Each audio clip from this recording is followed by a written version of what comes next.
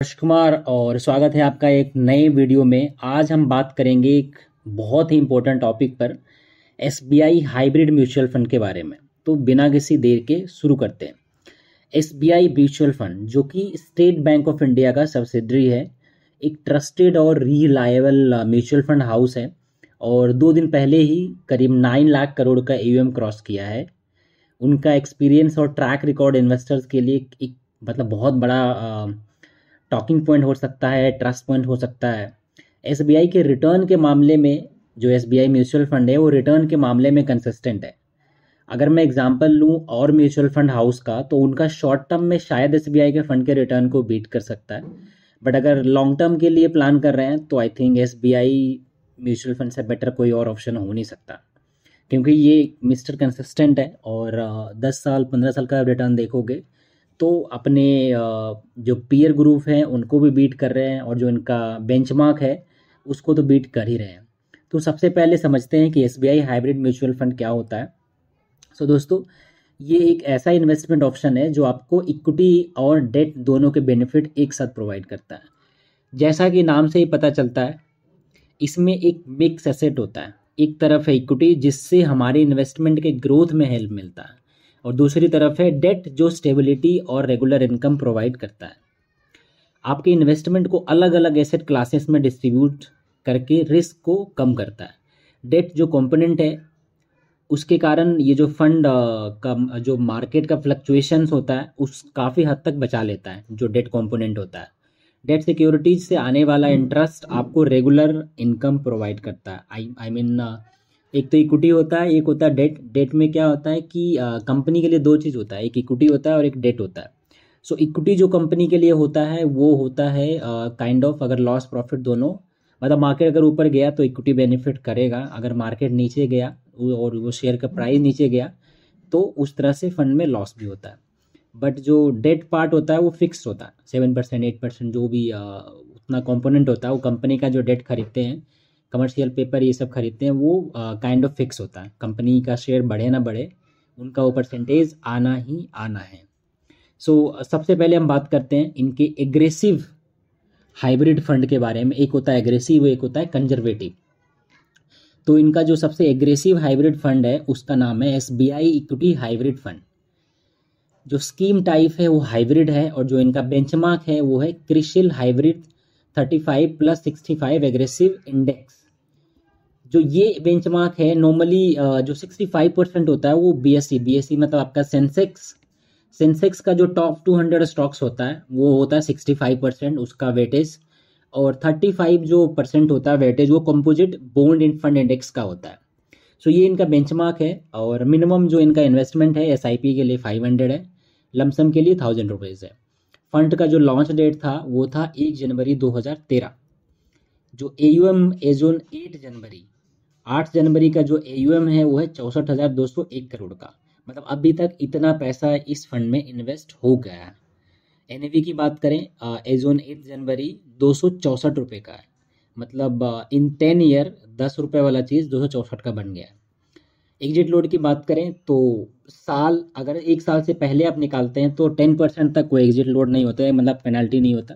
लेकिन अगर 1 साल के बाद निकालते हैं तो आपको 1% देना नहीं पड़ता है। एक्सपेंस रेशियो 77 बेसिस पॉइंट, मतलब हर 100 रुपये को मेंटेन करने के लिए, मैनेज करने के लिए 77 पैसे चार्ज करते हैं। वो आपको पता भी नहीं चलता, नाम में हो जाता है।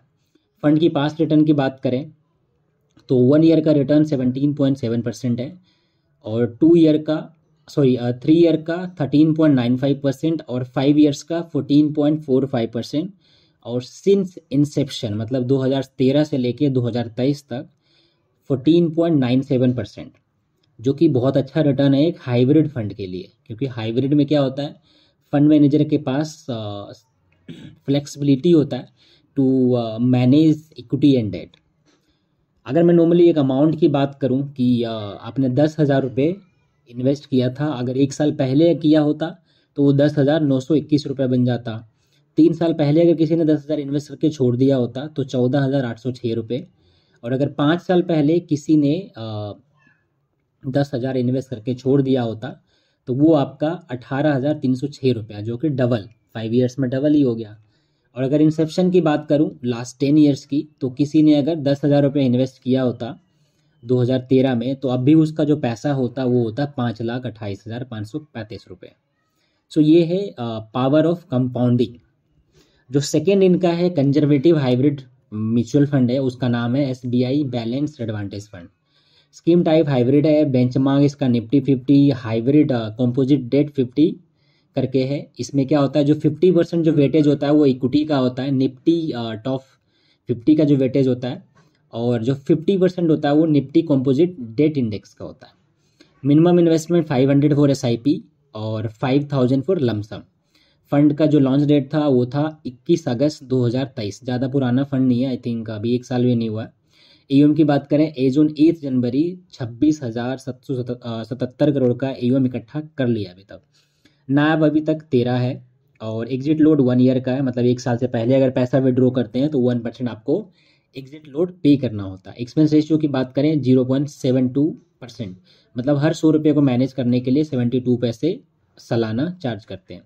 फंड का पास्ट रिटर्न ज़्यादा पुराना फंड नहीं है, तो 1 साल का जो रिटर्न है वो है 14.57%, जो कि एक हाइब्रिड के लिए अच्छा फंड है। इसमें इक्विटी ज़्यादा एग्रेसिव नहीं खेलते, और जब से फंड आया जब से 10% है। YTD की बात करें तो टैक्सेशन इक्विटी का है, नॉर्मली अगर 1 साल से पहले रिडीम करते हैं तो 15%, और अगर 1 साल के बाद रिडीम करते हैं तो 1 लाख तक कोई टैक्स नहीं है, उसके ऊपर 10% फ्लैट। और जिसका कोई टैक्स ही नहीं भरता वो उनको टैक्स देने की ज़रूरत ही नहीं है।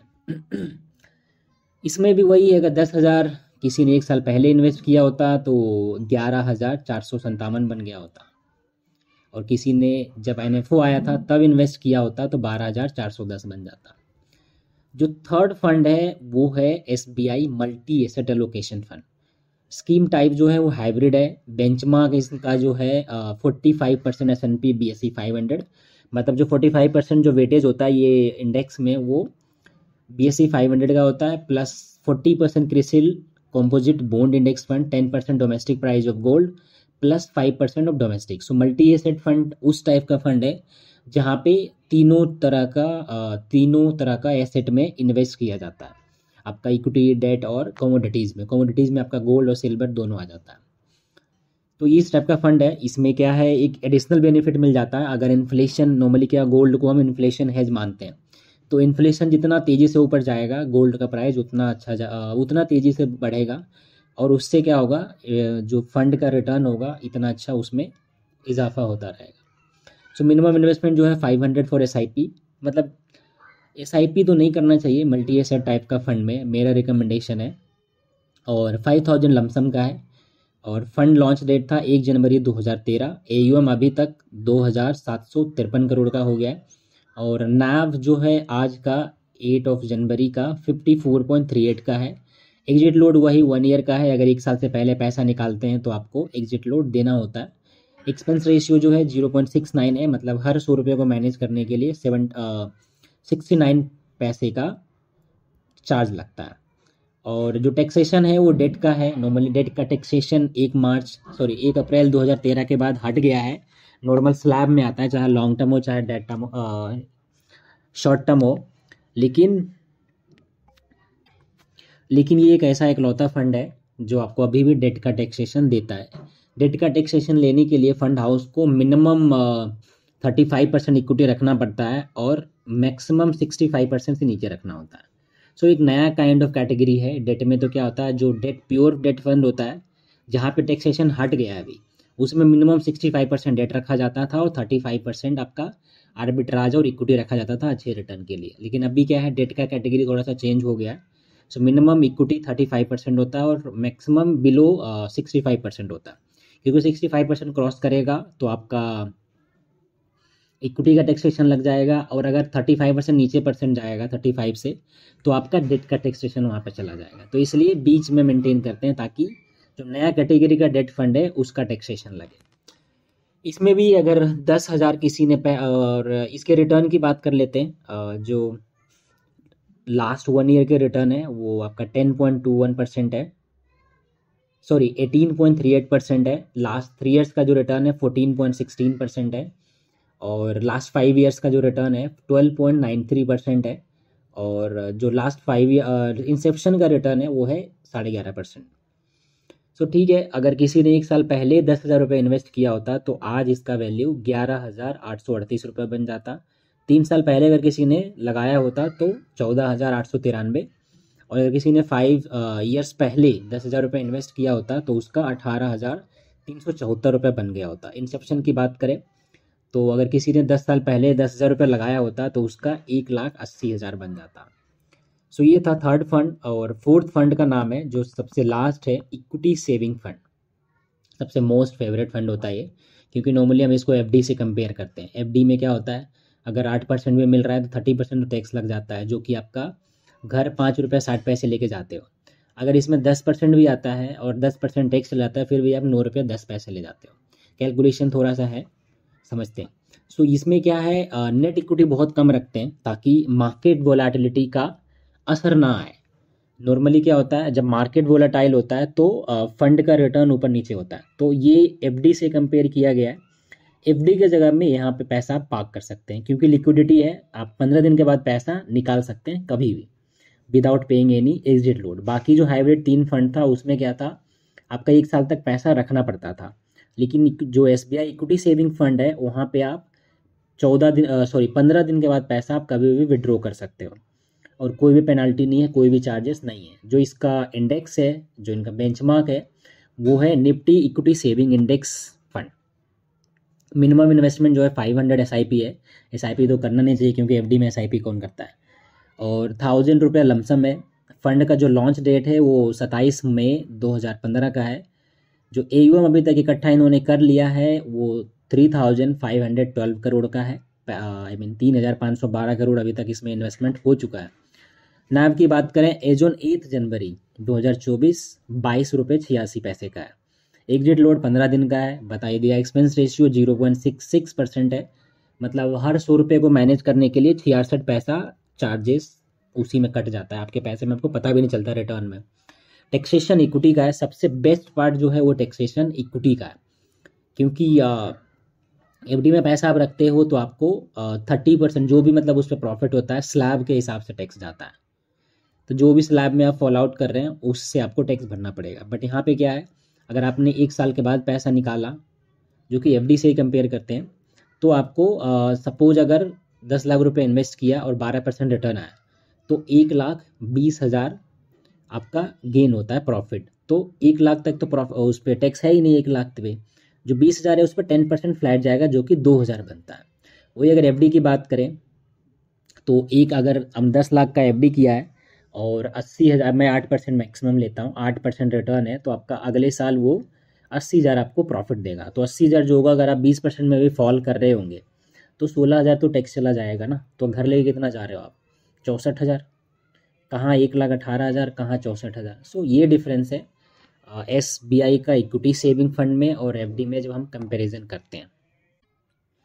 और मेरा रिकमेंडेशन तो यही है कि एसआईपी जितना जल्दी स्टार्ट कर लें उतना अच्छा है, क्योंकि ये ऐसा एक स्लोगन है, जिस दिन से आपने इन्वेस्टमेंट स्टार्ट किया उसी दिन से आपका अच्छा दिन स्टार्ट हो जाता है।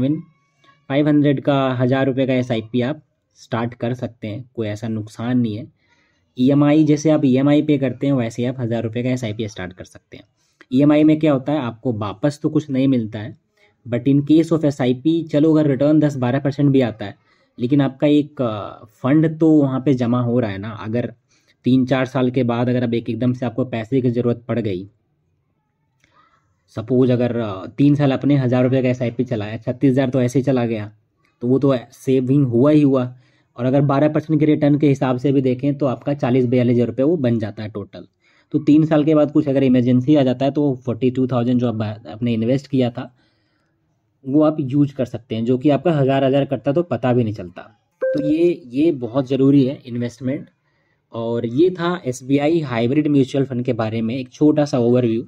लॉन्ग में तो बहुत लंबा वीडियो बन जाता है। अगर आपको और डिटेल चाहिए तो कमेंट सेक्शन में पूछें, और हाँ, वीडियो को लाइक करें, शेयर करें और चैनल को सब्सक्राइब करना ना भूलें। मिलेंगे नेक्स्ट वीडियो में, तब तक के लिए नमस्कार।